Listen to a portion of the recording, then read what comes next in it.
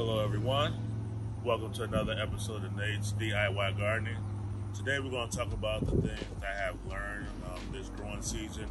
Every growing season you always learn something new. Before we get started, let's make sure that you hit that subscribe button, make sure you hit that thumbs up button so that my YouTube videos and channel be more searchable on YouTube. Let's get started.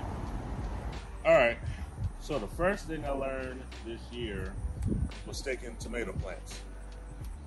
Usually I go with the 8-foot stakes that are a lot higher and a lot thicker, but because of what was going on with the pandemic and stuff, not sure what was going to go on, I wanted to make sure, so I went to some stakes that were smaller, so they wouldn't be seen over my fence in the neighborhood for various reasons. What I learned is these weren't strong enough or thick enough to hold up my Brandywine slicing tomato plants. So as you can see, they're leaning because tomatoes came out very big this year, and that'll be my next thing I'm gonna talk about, why they came out so big. So tomato plant is leaning, these are leaning. Also, not as bad. Next year, what I'm gonna have to do is go back to my 8-foot stakes to use my plants, or I may go with these steel posts. They come in a lot taller sizes, so I may use that next year so I can get those deeper into the ground to hold up my tomato plants. But that was the first thing I learned this year. So next year, I might either have to go back to my 8-foot stakes or go with a metal post to brace my tomato plants. So that's the very first thing I learned this year. So let's go on to the second thing I learned this year.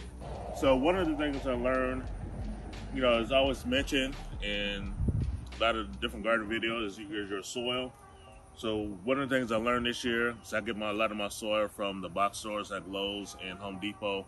And what I learned is, even though they said they got all these nutrients in it, they really don't, or they don't have a lot of it. So this year, when I was putting my dirt in, I amended my soil, even though it said it was correct and have all the right stuff in it, I still amended the soil I got from Home Depot and Lowe's with crushed eggshells, and there was another type of fertilizer I mixed in. And then once my plants got to a certain height, I got composted like chicken poop right here. I put it around the plants in the beginning. Then towards the middle of the season, I used my fertilizer again for the plants.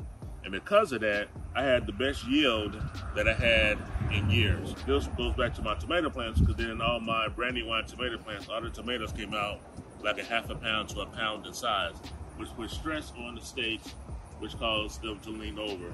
So the second thing I learned this year, though, is if you don't have composted soil, then whatever soil you get from the box stores, you'll need to amend that with other things to make your soil more nutrient, so that your plants can have great produce. So not only my tomatoes, my Roma tomatoes, my bell peppers, all of them, my eggplant, all of them had great harvest and great yield because I took better care of amending my dirt throughout the growing season.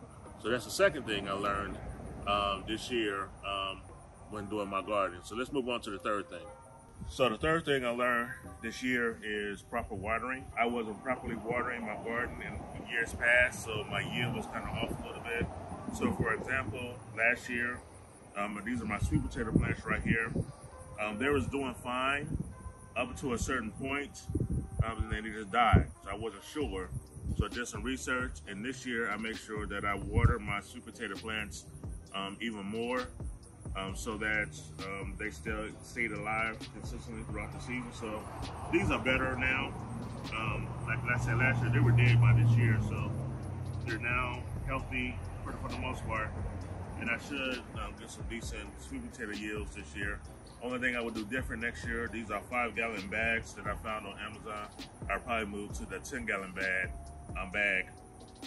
when I do it next year. So this is the third thing that I learned this year, as far as when you learn things in gardening. So like I said, you learn things every year. So these are the three things that I learned that I will definitely incorporate next year. And hopefully this will be beneficial to some people, because it may sound simple, but it's key into making sure that you have a good garden and having good harvest. So that is it for now. I know my videos haven't been coming out a lot lately because we've been traveling a lot. So hopefully I can get back in the swing of having more videos come out on a little bit more consistent basis now. But if you like what you heard, please hit that subscribe button again. Please hit the thumbs up. Make sure you tell your friends and your families. And if you have any questions or comments, please leave them in the comment section and I'll make sure to answer. Until next time, see you later.